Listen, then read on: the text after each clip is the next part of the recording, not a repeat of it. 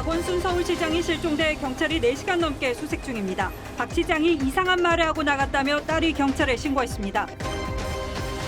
박 시장은 오늘 오후 일정을 돌연 취소하고 잠적했습니다.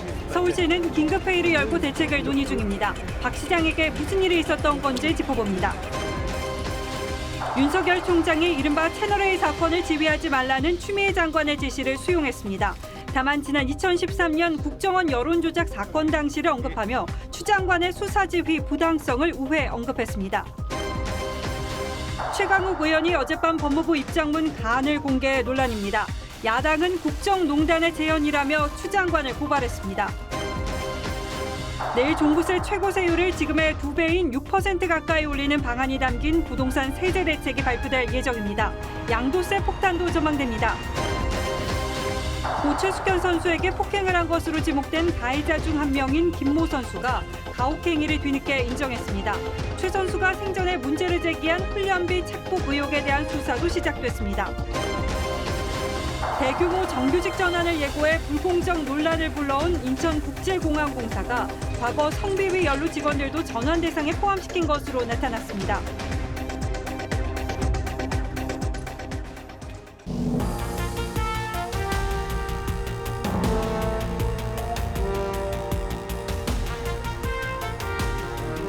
여러분 안녕하십니까? 뉴스9의 신동욱입니다. 오늘 뉴스9은 충격적인 소식으로 시작해야 할 것 같습니다. 박원순 서울시장이 실종됐습니다. 오후 5시 17분 박 시장의 딸이 경찰에 전화를 걸어서 아버지가 오전 이상한 말을 하고 관사를 나갔는데 연락이 닿지 않는다고 신고했습니다. 이후 경찰이 대규모 병력을 동원해 박 시장의 행적을 수색하고 있는데 아직도 어디에 있는지 확인이 되지 않고 있습니다. 먼저 윤재민 기자가 보도합니다. 박원순 서울시장의 실종 신고가 접수된 건 오늘 저녁 5시 17분입니다.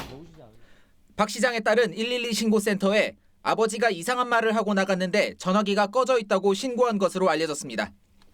실종 신고를 받은 경찰은 즉시 경력 200여 명을 투입해 수색에 나섰습니다.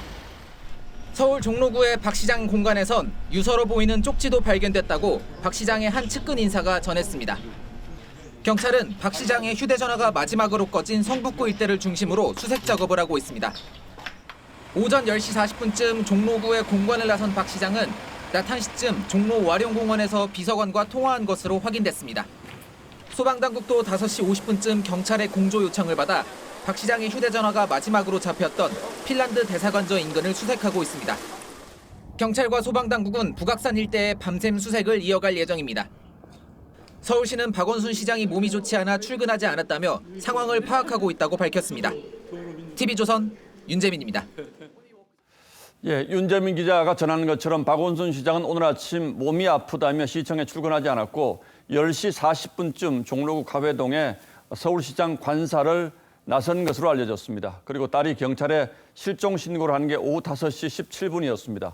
경찰은 지금까지 4시간 가까이 수색 작업을 벌이고 있는데 지금은 어떤 상황인지 현장에 나가 있는 취재기자 연결하도록 하겠습니다. 자, 정준영 기자. 네, 서울 성북동 핀란드 대사관저 주변에 나와 있습니다. 자, 밤이 계속 깊어가고 있는데 여전히 수색이 진행 중입니까? 네, 제 뒤로 보시는 것처럼 경찰과 소방대원들의 수색이 한창 진행되고 있습니다. 경찰은 박 시장의 마지막 휴대전화 신호가 발신된 곳을 이곳 핀란드 대사관저 주변으로 특정하고 이 일대 수색에 나섰습니다. 현장엔 경찰 200여 명 외에 드론과 경찰견까지 투입됐습니다. 서울소방본부도 구급대원과 지휘차, 펌프차, 구급차, 119 특수구조대를 출동시켰습니다. 하지만 박 시장의 소재 파악에 이렇다 할 성과를 내지 못하고 있는 것으로 전해졌습니다. 예, 수색하는 지역이 이 산이기 때문에 어두워지면 수색 작업이 힘들어질 텐데 자, 그럼 오늘 밤 찾을 때까지 수색 작업은 계속 진행합니까? 어떻게 합니까? 네, 아무래도 주요 인사의 실종 상황인 만큼 심야에도 수색을 계속할 방침인 것으로 전해졌습니다. 오늘 오후 서울지방경찰청장 주재로 대책회의도 열렸는데요. 서울경찰청 상황실에서 위치 추적 등 수색 작업을 다각도로 지휘하고 있는 것으로 파악됐습니다.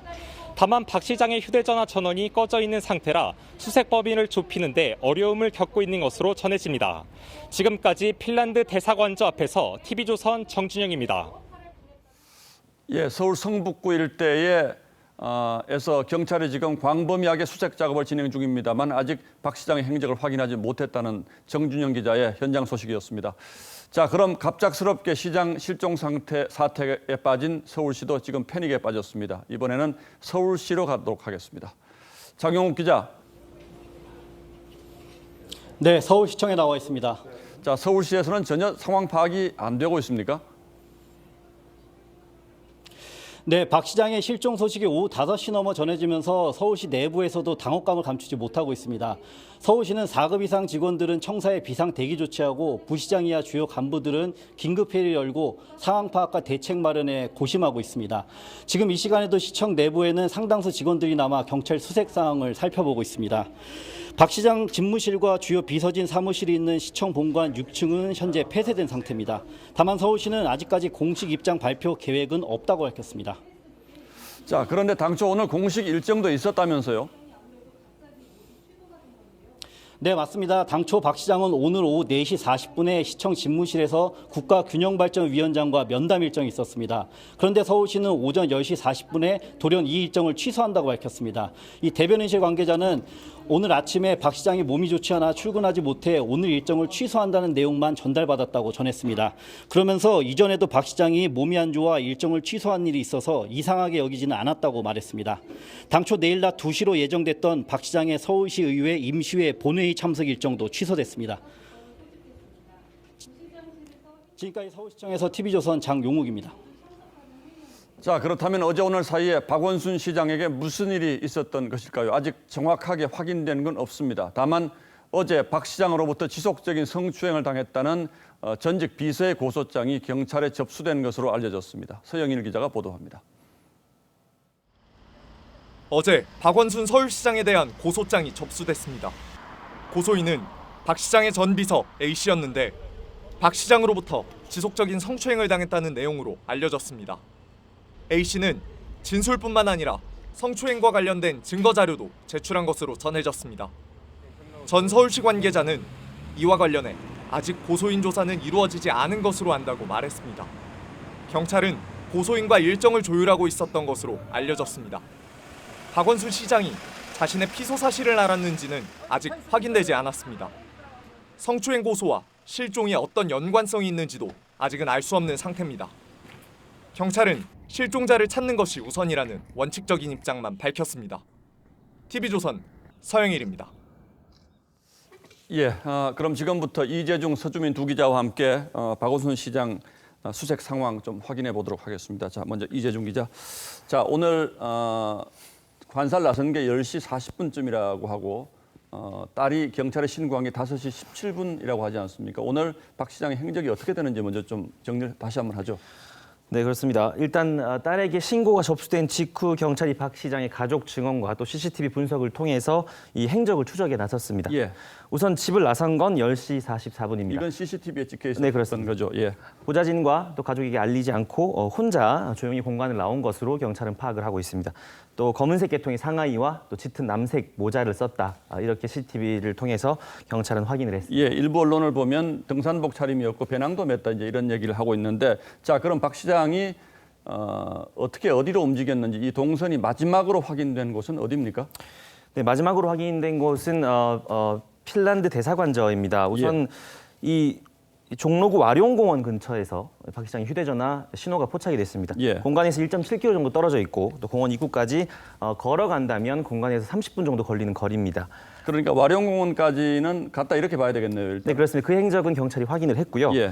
경찰은 박 시장이 공원을 지나서 북쪽, 그러니까 서울 성곽길을 따라서 걸어간 것으로 추정을 하고 있습니다. 예. 이 와룡공원 인근 성곽길을 따라서 핀란드 대사관저 인근까지 이동한 것으로 경찰은 파악을 하고 있는데, 이 대사관저가 박 시장이 확인된 마지막 오늘 그러니까 행적입니다. 저희 정준영 기자가 조금 전에 중계를 했던 바로 그 지점인데, 네, 그렇습니다. 지금 여기는 사실 이제 서울 시민분들은 많이 가시는 곳이기도 하고 또 주변에 등산객들이 많이 있을 수 있는 곳인데 사실 신고나 이런 건 지금 아직 있었다는 얘기는 없죠? 네, 아직 시민 신고나 목격자는 나오지 않고 있어서 예. 경찰은 신호가 마지막으로 확인된 핀란드 대사관조부터 박 시장이 걸어서 이동했을 것으로 추정되는 북쪽 예. 길을 따라서 수색을 진행하고 있는 상황입니다. 자, 그런데 서주민 기자, 네. 지금 박 시장이 오늘 일정이 있었다는 거 아니에요? 오후 4시쯤인가 그렇습니다. 일정이 있었던데 이 일정 관련해서 박 시장과 또 서울시의 대응은 지금 어떻게 되어 있습니까? 네, 그러니까 뭐 오늘 사실은 아침에 조찬 모임도 하나 있었다고 합니다. 박 예. 시장이 조찬 모임이 있었는데 여기에는 몸이 좀 아프다면서 이 조찬 모임도 조금 취소를 했다고 합니다. 예. 그리고 이제 박 시장이 오늘 서울시청에 출근을 하지 못했는데요. 서울시 예. 관계자는 몸이 좀 아파서 그 박 시장이 몸이 좀 아프다는 이유로 출근하지 않았다 이렇게 전화를 받았다 뭐 이런 그렇습니다. 뜻이겠네요. 그렇게 얘기를 하고 있고요. 이 10시 40분에 앞서 잠깐 보셨지만 10시 40분에 이 서울시 출입 기자들한테 이 문자 메시지가 하나 옵니다. 이 문자 메시지가 뭐냐면 원래 오늘 4시 40분, 오후 4시 40분에 이 국가균형발전위원장과 이 개별적인 면담이 하나 잡혀 있었습니다. 그런데 예. 이 일정이 이 불가피하게 좀 취소됐으니까 양해 바란다 이런 내용의 이제 문자 메시지가 기자들한테 발송이 되고요. 공교롭게도 그 시간과 비슷한 시간에 그 아까 이재준 기자가 얘기했듯이 공관에서 이 나오는 모습이 마지막으로 포착된 그 박 시장의 그러니까 일정입니다. 서울시가 오늘은 시장이 출근을 못한다는 사실을 확인하고 기자들한테 최종적으로 문자를 보냈고 그렇습니다. 그리고 4분 뒤에 박 시장은 어쨌든 그렇습니다. 관서에서 비슷한 나오는 시간에 이렇게 확인이 관서에서 됐는데, 나온 겁니다. 예. 서울시 측에서도 지금 전혀 무슨 영문인지 모르겠다 이러는데 어젯밤에는 그럼 어떤 일정이 있었습니까? 그러니까 어제 같은 경우에도 그 밤보다 좀 앞서서 어제 오후쯤에 예. 그 이해찬 대표를 만났습니다. 이해찬 대표를 만나서 이 부동산 정책과 관련된 얘기를 주고 받았고요. 예. 이 저녁에는 이 막걸리를 곁들인 만찬 자리가 하나 있었는데요. 그 민선 5기 6기 관계자들과 예. 모여서 뭐 가볍게 막걸리들 먹고 저녁을 같이 했다고 하는데요. 거기 참석했던 한 관계자와 통화를 해봤는데 예. 뭐 박 시장의 저녁 특이사항은 당신 느낄 수 없었고 예. 또 당시에 수행비서도 같이 자리를 했었고 그리고 예. 뭐 저녁 8시 반쯤 자리가 끝났다고 하더라고요. 그래서 언론 속보를 보고 그 박 시장의 이 특이 상황이 생긴 거를 본인도 알게 됐다. 그렇게 얘기를 했습니다. 예, 지금 조금 전 저희도 보도를 해드렸습니다만 언론 보도를 보면 어제 박 시장의 전 여비서가 지속적으로 성추행을 당했다. 이걸 경찰에 신고했다. 지금 이런 보도가 지금 나오고 있잖아요. 그렇습니다. 그렇다면 이 만찬 시간 또는 그 오후 2시 이해찬 대표와 독대하던 이 시점에 신고 시간은 저희가 정확히 전후 사정을 알 수 없습니다만은 어쨌든 저녁 시간을 전후해서 본인에 대한 신고가 접수됐다는 사실을 알았을 가능성은 있겠네요. 그렇습니다. 왜냐하면 그 전날 어제 그 만찬 자리까지만 해도 특이 상황은 발견되지 않았고요. 예. 그러니까 동선상 공식 일정상 혹은 뭐 개인 일정상 특이 사항이 발견된 거는 오늘 아침 조찬 모임부터기 때문에 예. 그 사이에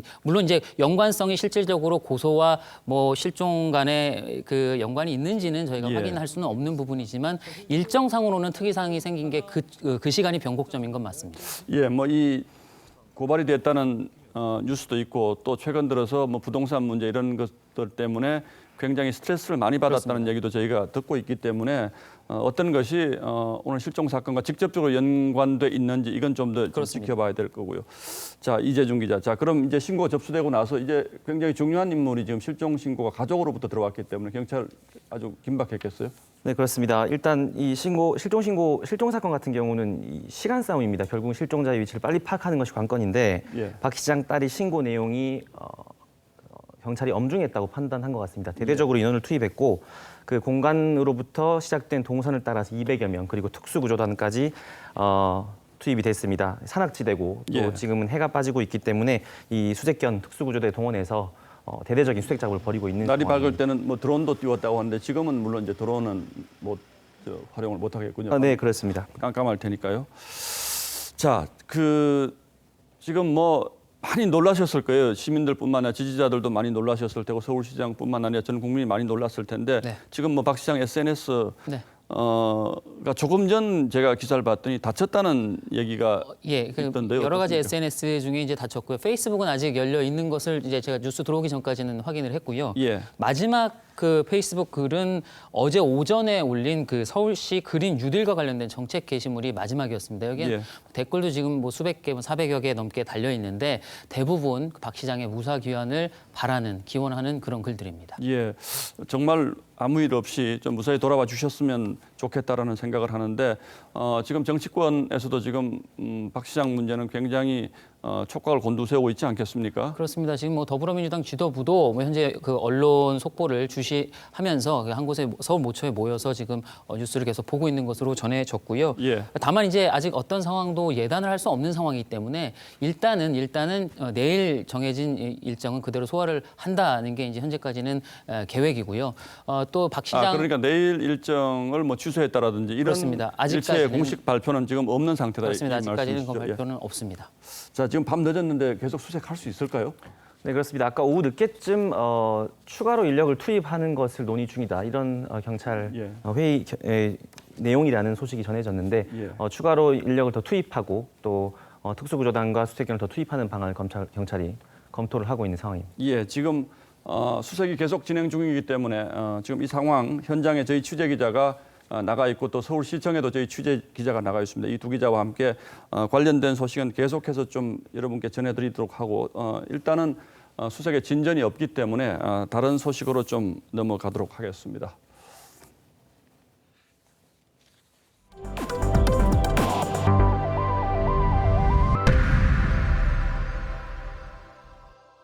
예, 박원순 시장 관련 소식은 들어오는 대로 계속 전하기로 하고 지금부터는 추미애 법무장관과 윤석열 검찰총장 사이의 갈등 문제 살펴보도록 하겠습니다.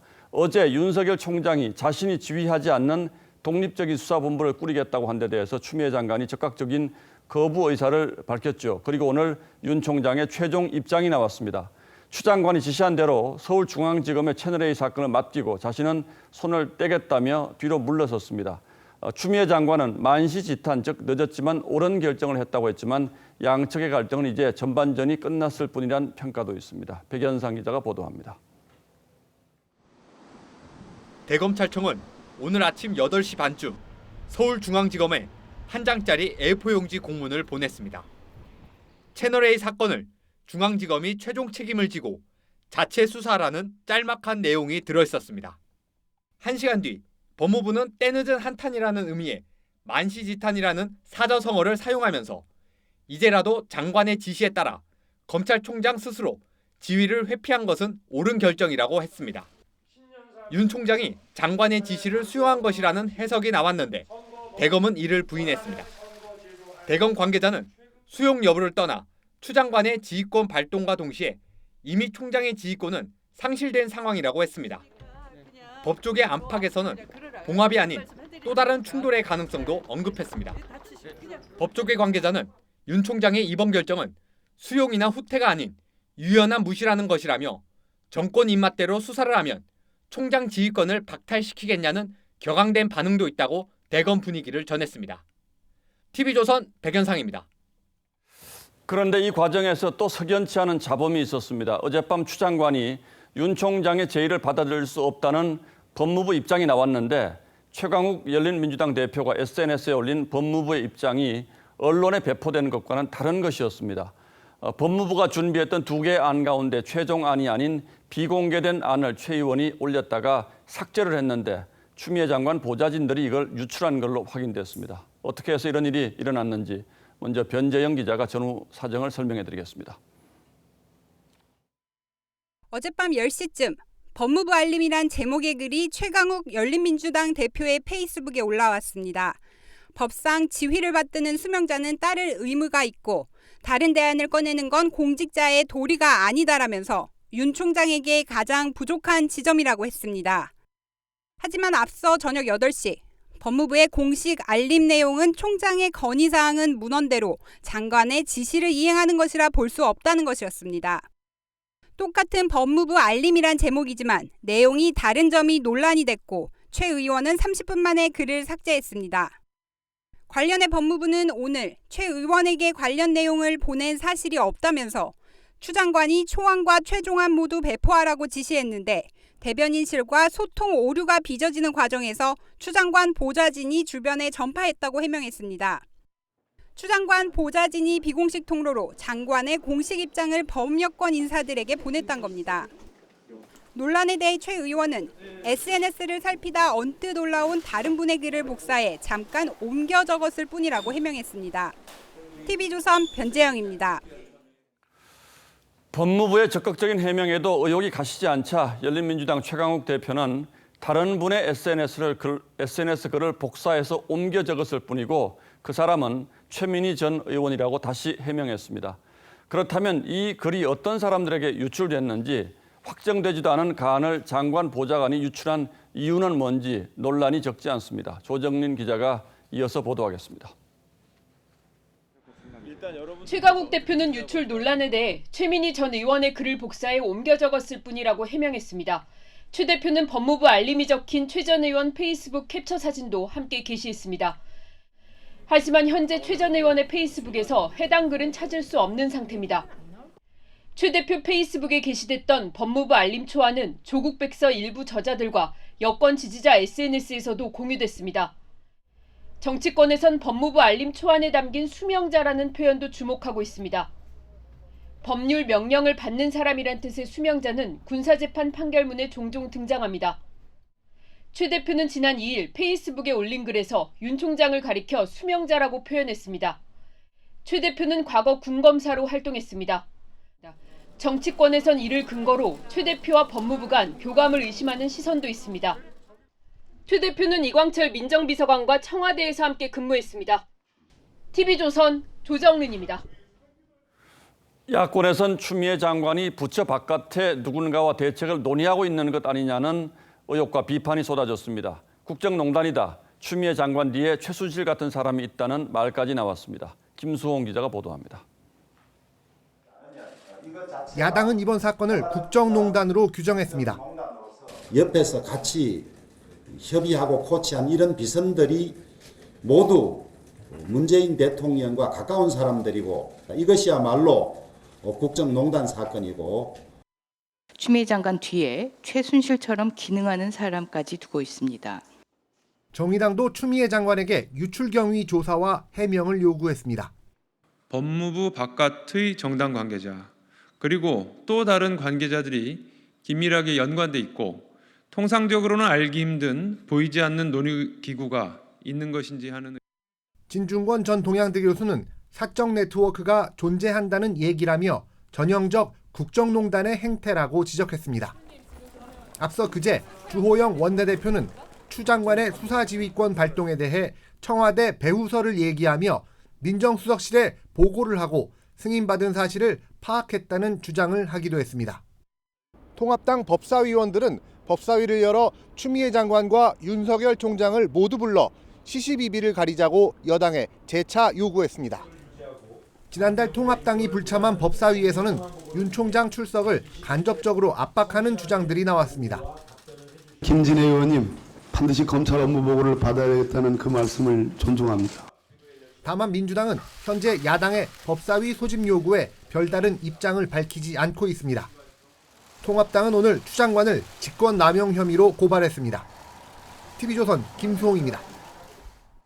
예, 법무부 입장문 유출 논란이 있긴 합니다만 일단 표면적으로는 추미애 장관과 윤석열 총장의 갈등은 해소된 것으로 보이는데 정말 그런 건지 사회부 검찰팀의 이채연 기자에게 자세히 좀 물어보도록 하겠습니다. 자, 이 기자 어서 오십시오.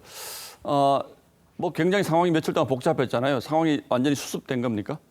그렇지 않습니다. 일시적 봉합이고 실상은 대립이 극한으로 치달은 것이다. 이런 분석마저 나오고 있습니다. 대립이 극한으로 더 치달은 것이다. 이건 왜 그렇습니까? 네, 앞서 리포트들에서 보셨듯 대검과 법무부 오늘 오후까지도 계속 신경전을 벌였죠. 대검 관계자는 오늘 오후 1시 50분쯤 출입기자단의 배경 설명을 위해 추가로 입장을 냈는데요.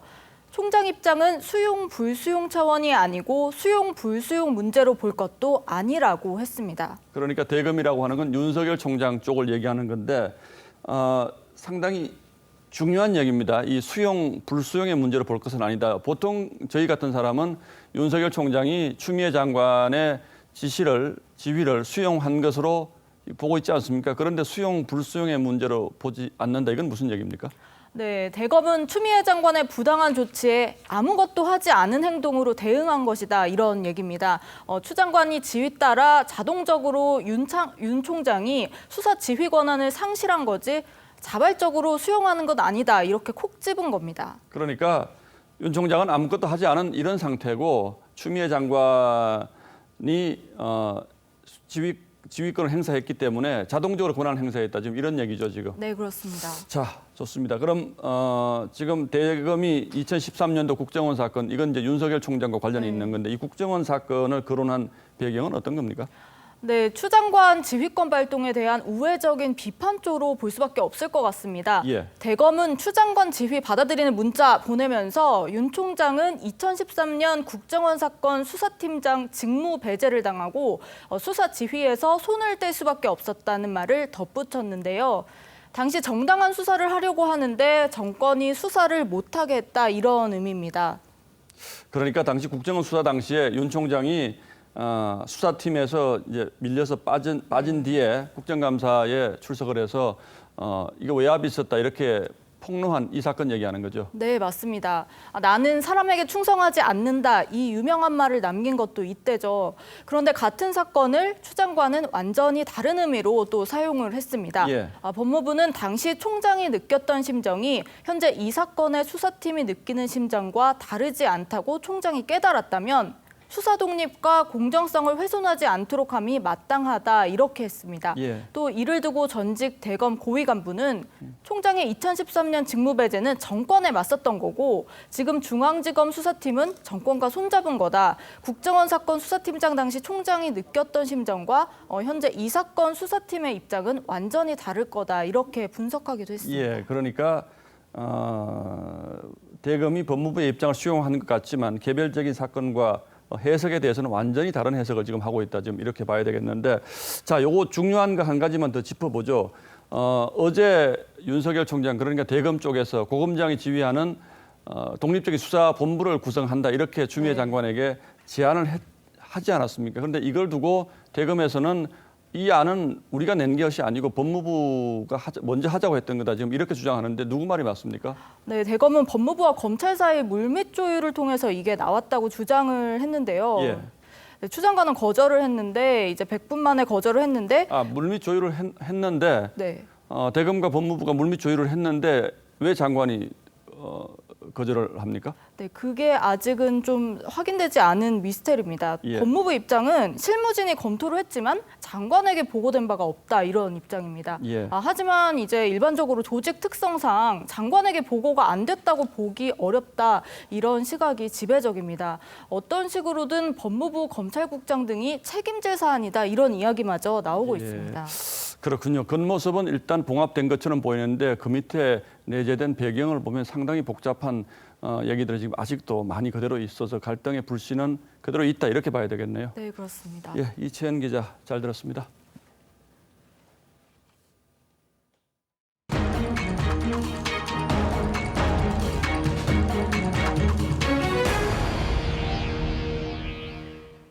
내일 또 부동산 대책 발표가 예고됐습니다. 부동산 문제로 여론이 심상치 않은 가운데 나오는 내용이어서 묘수가 나올까 기대인데 종부세 최고세율을 지금의 2배인 6% 가까이 올리는 방안이 담긴 대책이 발표될 예정입니다.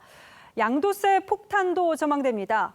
세금 폭탄으로 뛰는 집값과 들끓는 민심을 잡을 수 있을지 먼저 지선우 기자가 보도합니다. 강화될 부동산 세제는 다주택자를 정면으로 겨냥합니다. 최소 0.6%에서 최대 3.2%인 종부세 세율을 최대 6%까지 끌어올리는 방안이 유력한 것으로 알려졌습니다. 정부의 공시가격 현실화 방안에 따라 종부세가 매년 오르는 상황에서 세율이 크게 오르면 중과세 적용을 받는 다주택자는 큰 세금 부담을 받을 것으로 보입니다. 양도소득세 역시 지난해 12.16 대책 당시 최고 세율 50%보다 더 높게 인상될 전망입니다. 최근 여권에서 나온 취득세 인상과 임대사업자 혜택 폐지 방안이 함께 나올지도 주목됩니다. 종부세 관련해서는 다주택자를 대상으로 보다 강화한다. 하지만 효과는 미지수입니다. 그동안에도 양도세 중과 등 세금 강화 대책이 있었지만 집값을 잡지는 못했습니다. 주택가격 인상폭이 컸기 때문에 가지고 가는 게 훨씬 유리하다는 판단을 하셨기 때문에 시장에 매물로 이어지는 경우는 많지 않았습니다. 서울의 아파트값은 6.17 대책 이후 더 올라 이번 주 7개월 만에 가장 높은 상승률을 기록했습니다. 당정청은 내일 오전 최종 조율을 거쳐 추가 부동산 대책을 발표합니다. TV조선 지선호입니다. 다주택자가 부동산 정책 실패의 희생양이 되면서 이 여파가 다주택 고위 공직자에게도 미쳤죠. 정세균 총리의 주택 매각 지시에도 강남에 두 채가 있는 김조원 민정수석, 서울에 세 채를 보유한 강경화 외교부 장관은 별다른 입장을 내놓지 않고 있습니다. 박경준, 차정승 두 기자가 이 두 사람의 집을 찾아가 봤습니다. 강남구 도곡동의 한 아파트 단지 앞 부동산. 대기하시는 분들이 있어요. 물건 나한테 살려고 하는 사람. 근데 물건이 청와대 김조원 민정수석은 아파트 한 채를 갖고 있습니다. 김조원 수석이 보유한 강남구 도곡동의 이 아파트와 부인이 보유한 잠실의 아파트 모두 17억 원 이상으로 매매가가 형성돼 있습니다. 청와대 내부에선 김 수석 때문에 청와대 입장이 곤란해졌다는 뒷말도 적지 않습니다. TV조선 박경준입니다.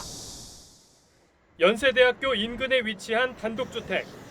강경화 외교부 장관의 남편 명의로 된 집입니다. 강 장관 부부는 지난해 이곳 주택의 앞마당 토지를 3등분해 각각 3분의 1씩 자녀들에게 증여했습니다. 당시 절세 논란이 있었지만 아직 주택을 처분하진 않았습니다.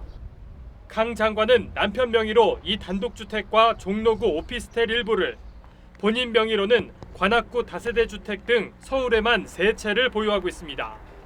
김 수석과 강 장관 모두 처분과 관련한 입장은 내지 않고 있습니다. 민주당 지도부도 다주택 의원들에게 실거주 외 주택 처분을 촉구했지만 실거주의 주택을 신속히 처분할 것을 권고합니다. 다주택자인 한 여당 의원은 다른 한 채에 부모님이 20년 가까이 살고 있는데 이것까지 팔라는 건 불효하라는 것이라고 토로했습니다. 민주당 원내 관계자는 의원들 사정이 다 다르기 때문에 당사자들이 직접 매각 시점을 결정하기로 했다고 설명했습니다. TV조선 차정승입니다.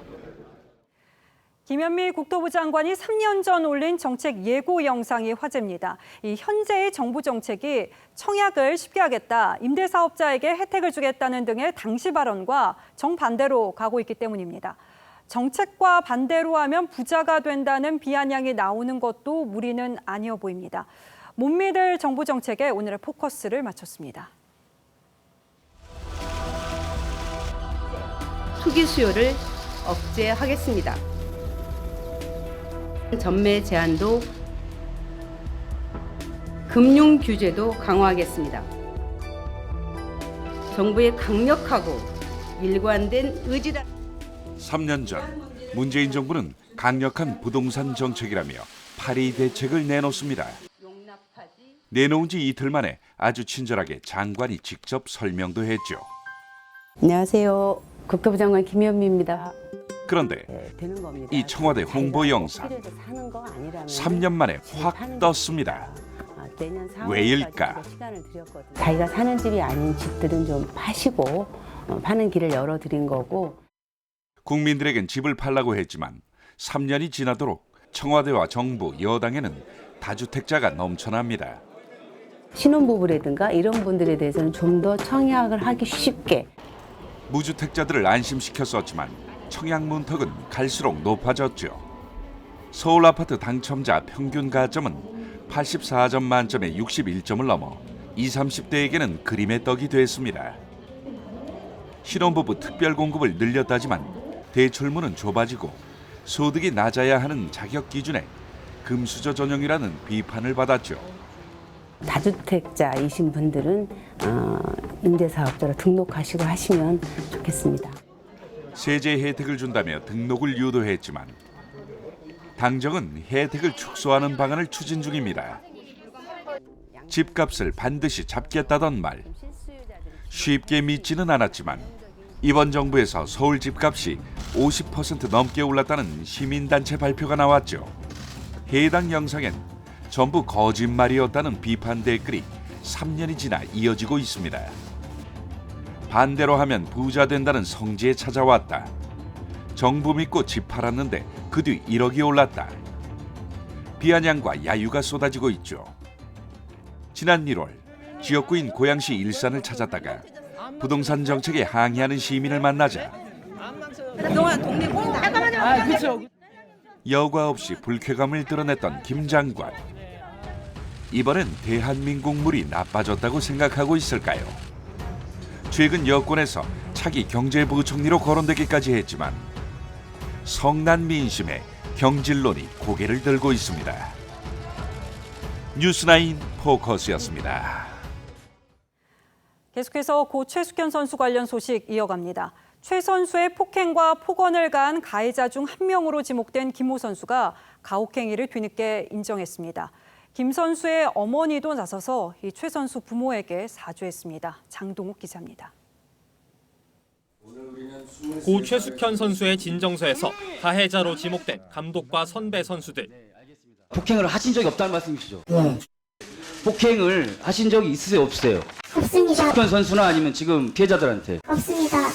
사죄할 것도 그런 것도 없는 것 같습니다. 죽는 건 안타까운 건데. 가해 사실을 전면 부인해왔던 침묵의 카르텔에 마침내 금이 갔습니다. 김모 선수가 폭행 사실을 인정한 겁니다. 그는 한 언론과의 인터뷰에서 고인을 폭행한 것을 인정한다면서 그동안 용기를 내지 못했다고 고인에게 미안하다는 뜻을 전했습니다. 또한 역시 혐의를 부인하고 있는 김 감독과 장모 선수가 고인을 자주 때렸었다고도 주장했습니다. 앞서 김모 선수는 자격정지 10년 징계를 받고 폭행 폭언 혐의에 대한 수사를 받고 있습니다. 고 최숙현 선수의 아버지는 뒤늦게나마 진실을 털어놓아 다행이라고 했습니다. 어머니가 전화 왔는데 무조건 죄송하다고 하고 지금이라도 고백을 하니까 그런 거는 잘 생각했다고 생각해요. 그러면서 사과보다는 성실히 조사를 받는 것이 먼저라고 강조했습니다. 성실히 조사받고 사법 절차 받고 그래 좀 숙현이한테 할 마음이 있으면 그때 숙현이 그 납골당 가서 진짜 진심으로 사과하라 그랬어요. 김모 선수는 오늘 고인의 납골당을 찾아 추모했습니다. 김모 감독과 장모 선수는 여전히 연락을 받지 않았습니다. TV조선 장동우입니다. 최 선수가 생전에 가혹행위 외에 또 문제를 제기했던 것이 훈련비 유용 의혹이었죠. 경주시 취재 결과 전지 훈련에 드는 항공과 숙박 등 각종 경비를 선수단에 지급했다는 설명입니다. 경찰은 최 선수 측의 입금 내역을 바탕으로 수사에 들어갔습니다. 이 내용은 이민재 기자가 보도하겠습니다. 고 최숙현 선수 측의 예금 거래 내역서입니다. 2017년 2월과 4월에 200만 원이 넘는 돈이 빠져나갔습니다. 고 최 선수와 가족이 경주시청 감독과 주장, 무자격 팀닥터에게 입금한 내역입니다. 최 선수와 아버지 최영희 씨는 해외 전지 훈련비와 경비 명목으로 지난 2017년에만 김모 감독에게 239만 원, 주장 장모 선수에게 모두 516만 원을 보냈다고 밝혔습니다. 숨진 최 선수와 가족은 감독과 주장 선수에게 3년 동안 1,300만 원이 넘게 돈을 보내야 했습니다. 전 경주시청 소속 선수도 같은 피해를 주장했습니다. 항상 80만 원에서 100만 원가량 사비를 주장 선수 이름의 통장으로 입금을 요구했습니다. 경주시 체육회는 모든 전지 훈련 비용을 지원한다고 설명합니다. 상공료, 숙박료, 싹 다 먹었어. 모자라게 주고 너 전지훈련 하라고 그 자체가 잘못된 거죠. 무자격 팀닥터 안모 씨도 그동안 고 최 선수 측에게서 1,500여만 원을 받았습니다. 경북경찰청은 전담 수사팀을 투입해 이 돈이 어디에 쓰였는지 조사하고 있습니다. 대구지검은 오늘 고 최숙현 선수 사건의 수사 일부를 공개하기로 결정했습니다. TV조선 이민재입니다. 최 선수의 고향인 경북 칠곡군은 철저한 수사를 촉구하는 현수막이 거리 곳곳에 내걸렸습니다. 최윤희 차관은 유족을 만나서 무관용 원칙을 언급했는데 때늦은 관심이 돼버렸습니다. 이심철 기자가 다녀왔습니다. 고 최숙현 선수가 엄마에게 마지막으로 보낸 메시지입니다. 엄마 사랑해. 그 사람들 죄를 밝혀줘. 경북 칠곡군 거리 곳곳에 이 문구가 실린 현수막이 내걸렸습니다. 칠곡은 최 선수의 고향. 마을 주민들은 안타까운 마음을 감추지 못합니다. 저는 처음에는 몰랐는데 알고 보니까 이 선수가 이제 우리 지역 출신이고 나이도 되게 어리더라고요. 그래서 많이 좀 안타깝고. 최 선수의 고향 주민들은 진상규명과 확실한 처벌이 필요하다고 입을 모읍니다. 수사가 잘 이루어졌으면 좋겠고요. 또 책임자 처벌도 확실하게 됐으면 좋겠다고. 문체부 최윤희 차관은 오늘 납골당을 방문해 최 선수를 추모했습니다. 최윤희 차관은 아버지 최영희 씨를 만나 무관용 원칙으로 조사하겠다고 다짐했습니다. 아버님께 어떤 일을 말씀드려도 아버님께 위로가 되지 않는다는 마음이지만 아버지 최영희 씨는 내일 국회에서 기자회견을 열고 철저한 수사를 촉구할 계획입니다. TV조선 이심철입니다. 마라톤 선수 3명이 오늘 새벽 음주운전 차량에 치여 숨졌습니다. 부산에서 임진각까지 국토 종주를 하는 마라톤 대회였는데 안전요원 70여 명이 있었지만 사고는 요원이 없는 사이에 벌어졌습니다. 구자영 기자입니다. 흰색 차량이 중앙 분리대를 받고 멈춥니다. 운전자가 내려 도로에 쓰러진 사람들을 살핍니다. 오늘 새벽 3시 반쯤 경기 이천시의 한 도로에서 30대 남성 A씨가 승용차를 몰다 마라톤을 하던 B씨 등 3명을 치었습니다. B씨 등 3명은 모두 숨졌습니다. 한 번도 없었죠, 지금까지. 불빛이 딱딱딱 나오게 그걸 해놓고 뛴다고. 그러면 3명이서 이렇게 달리면 그 안전봉이 멀리서 다 보인대요. 사고를 낸 운전자 A씨는 마라톤을 하고 있는 B씨 일행이 안전을 위해 착용하고 있던 경광등을 보지 못했다고 주장했습니다. 경찰 조사 결과 A씨는 면허 취소 수준의 만취 상태였고 사고 당시 차량 속도는 시속 100km 정도로 추정됩니다. 우리가 지금 수사해보니까 한 100km 밟은 것 같아요. 숨진 B씨 등은 지난 5일부터 부산에서 임진각까지 달리는 울트라 마라톤 대회에 참가하고 있었습니다. 당시 울트라 마라톤이 열린 이 100km 구간에는 차량 순찰 감독관 2명과 안전요원 70여 명이 배치됐습니다. 하지만 안전요원이 없는 사이에 사고가 나고 말았습니다. 계속 움직이면서 확인은 하지만 그 자리에 그 시간에 꼭 있을 수는 없느냐. 경찰은 대회 주최 측에 안전관리 소홀 여부에 대한 조사도 검토하고 있습니다. TV조선 구자영입니다. 예, 박원순 서울시장 실종 신고가 접수된 지 4시간 반이 가까워오고 있습니다. 경찰과 소방당국이 총력을 다해서 지금 박 시장의 행적을 찾고 있습니다만 아직까지 어떤 별다른 소식은 들려오지 않고 있습니다. 수색 현장에 나가 있는 취재기자 연결을 하도록 하겠습니다. 자, 정준영 기자, 아직도 수색 성과가 없습니까? 네, 서울 성북동 핀란드 대사관저 인근에 나와 있습니다. 경찰과 소방당국은 이곳에서부터 시작된 수색 반경을 더 넓히고 있습니다. 제 뒤로 보시는 것처럼 뉴스 초반 경찰과 소방대원들이 수색을 펼쳤던 이곳은 현재 다른 곳으로 모두 이동해 텅 빈 상태입니다. 경찰은 박 시장의 휴대전화 신호가 마지막으로 잡힌 곳을 이곳 핀란드 대사관저 인근으로 확인하고 수색을 펼친 바 있습니다. 현장엔 경력 700여 명, 드론 3대, 경찰견 4도, 서치라이트 등이 투입됐습니다. 서울소방본부도 구급대원과 지휘차, 펌프차, 구급차, 119 특수구조대를 출동시켰습니다. 하지만 박 시장의 소재 파악에 이렇다 할 성과를 내지 못하고 있는 것으로 전해졌습니다. 경찰은 주요 인사의 실종 상황인 만큼 심야에도 수색을 계속 진행할 방침입니다. 지금까지 핀란드 대사관저 앞에서 TV조선 정준영입니다. 예, 밤이 늦어지면서 수색 작업도 어려움이 큰 것 같습니다. 다음 뉴스입니다. 인천국제공항공사가 문재인 대통령의 공약에 따라서 협력업체 직원 1,900여 명을 정규직으로 전환하는 과정에서 이게 과연 공정한 것인가 하는 논란이 있었습니다. 그런데 저희 취재진이 정규직 전환 대상자들을 살펴봤더니 과거 성비위 관련 사건에 연루됐던 사람들도 포함되어 있는 것으로 확인됐습니다. 불공정 논란에 이어서 정규직 전환 대상자를 제대로 검증했는지 또 논란이 일 것으로 보입니다. 김정우 기자의 단독 보도입니다. 지난해 10월 인천국제공항공사 국정감사에선 직고용 대상업체 직원들의 성비위 사건들이 지적됐습니다. 공사 측이 당시 제출한 보고서에 따르면 한 보안검색 용역업체 직원은 회식 중 성추행 사건으로 강등과 관봉 징계를 받았습니다. 하지만 해당 직원은 지난달 인국공이 발표한 정규직 전환 대상에 포함됐습니다. 공사 인사규정상 금고 이상형이나 징계 해고 처분을 받아야 결격 사유가 되기 때문입니다. 과거 성비위 사건에 연루된 뒤 퇴사했다가 재입사한 것으로 알려진 직원도 직고용 대상에 포함됐습니다. 해당 직원은 징계나 법적 조치가 없었고 퇴사는 개인 사정이었다며 10년 전 일을 이번 채용과 엮는 의도를 모르겠다고 했습니다. 야당에선 성비위 문제뿐 아니라 채용 과정 전반에 대한 보다 엄격한 검증이 필요하다고 주장합니다. 문제가 있던 사람들이 제대로 된 검증 없이 정규직 전환에 무임승차하는 것이 과연 공정하고 정의로운 결정인지 철저한 규명이 필요해 보입니다. 인국공은 각계각층의 의견을 수렴한 뒤 정규직 전환 채용을 추진하겠다는 입장입니다. TV조선 김종호입니다.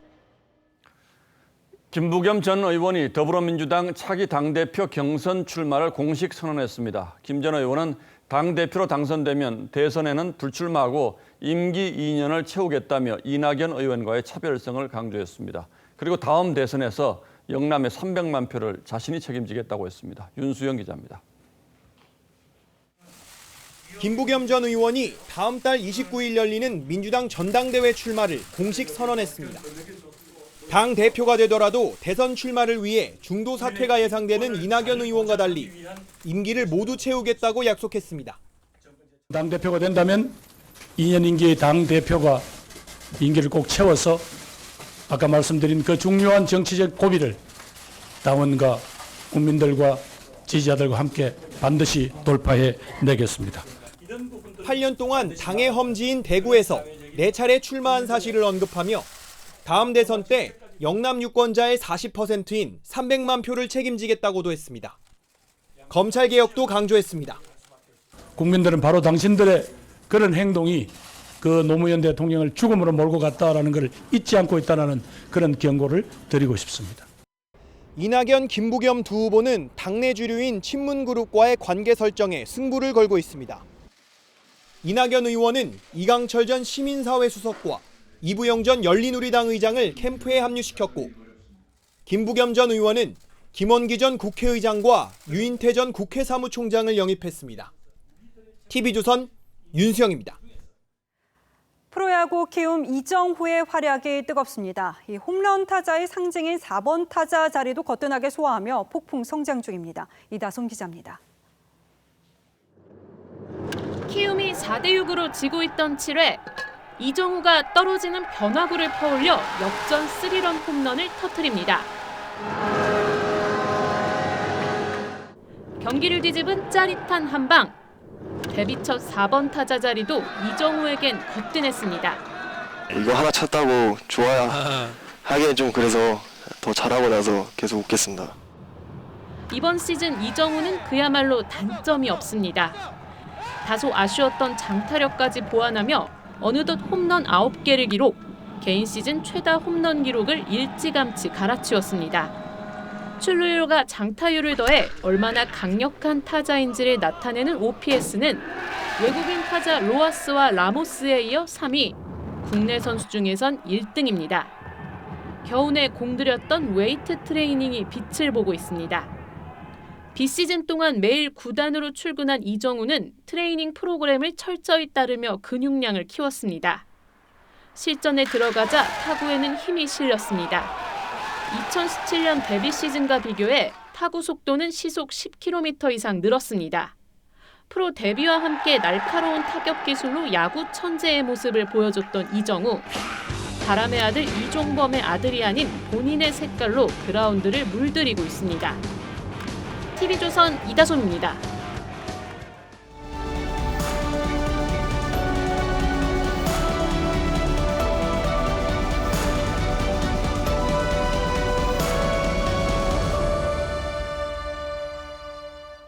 이 푸른 광선에 쏘인 모기가 사그라지듯 떨어집니다. 30m 밖에서 모기의 날개 진동을 추적한 감지기가 레이저를 발사한 겁니다. 빌 게이츠가 주도해 개발한 이 모기 레이저는 1초에 100마리를 박멸합니다. 이름하여 스타워즈, 사뭇 유쾌한 과장법이죠. 모기 보고 레이저 쏘기가 아니라 모기 보고 칼 빼기라는 옛말이 생각납니다. 창을 겨누어 풍차로 돌진한 돈키호테처럼 작은 일에 지나치게 거창한 대응을 하는 것을 가리키죠. 꼬투리를 잡고 늘어져라, 두들겨 패라, 풍선처럼 부풀려서 터뜨려버려라, 말라 비틀어지게 해서 거세해버려라. 노벨상 수상시인 옥타비오 파스의 역설적인 실론입니다. 시를 쓰려면 사소한 언어도 끈질기게 물고 늘어지고 부풀리고 괴롭혀서 고사시키라고 합니다. 그런데 저는 왠지 다른 어떤 일을 연상하게 됩니다. 추미애 장관의 수사 지휘를 윤석열 총장이 받아들이면서 일단 파국은 면했습니다. 그런데 그 과정에서 이상한 일들이 벌어졌습니다. 우선 윤 총장이 제안했던 독립수사본부는 법무부가 먼저 제의에 수용한 것이라는 대검의 발표입니다. 그렇다면 추 장관은 왜 이 안을 거부한 것일까요? 장관 보좌진이 법무부 입장문 가안을 외부로 유출한 사실도 드러났습니다. 이토록 민감한 시국에 확정되지도 않은 가안이 특정 그룹에 유출됐다면 그것 자체로서도 큰일입니다. 그런데 이 가안을 퍼뜨린 최강욱 열린민주당 대표는 오히려 유출 논란이 기가 막히다고 했습니다. 과연 누구의 기가 막힐 일인지 또다시 기가 막힙니다. 검찰청법에 법무장관은 구체적인 사건에 대해서 검찰총장만을 지휘 감독하게 되어 있습니다. 검찰의 중립성을 보장하려고 지휘 감독을 극히 제한한 조항을 추 장관은 사건 수사가 아니라 배당에 썼습니다. 한사코 수사를 맡기려 한 이성윤 서울중앙지검장은 잘 아시듯 친정부 성향이 강하다는 평가가 많죠. 2005년 강정구 교수 사건 불구속 지휘를 받아들이고 사퇴했던 김종빈 전 총장도 그때와 지금은 상황이 다르다고 했습니다. 어떤 경우에도 총장 지휘권 박탈은 위법이어서 윤 총장은 사퇴하면 안 된다고 했습니다. 추미애 장관과 여권의 최종 목표는 윤석열 총장이 버티지 못하고 스스로 물러나는 것일 겁니다. 하지만 윤 총장의 침묵 속에서는 저급한 공격에 품위 있게 버티겠다는 결기 같은 게 느껴집니다. 이 싸움의 결말이 어떻게 될지는 아직 예단하기 어렵습니다. 이제 겨우 전반전이 끝났을 뿐이라는 분석도 있습니다. 하지만 누가 옳았는지 역사가 판단하는데 그리 긴 시간이 필요해 보이지는 않습니다. 7월 9일 앵커의 시선은 답답합니다. 였습니다.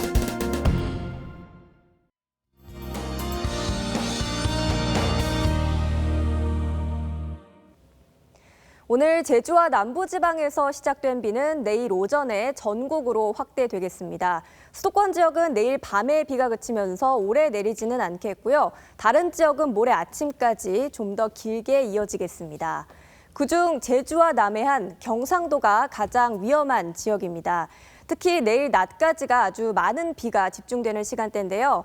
총 100에서 200mm가 넘는 그야말로 퍼붓는 수준으로 비가 쏟아지겠습니다. 게다가 이쪽에서는 바람도 강하게 불기 때문에 각종 피해가 우려되는 상황입니다. 이렇게 비가 내리면서 기온은 약간 떨어질 텐데요. 서울과 청주 27도, 대구와 울산은 26도에 머물겠습니다.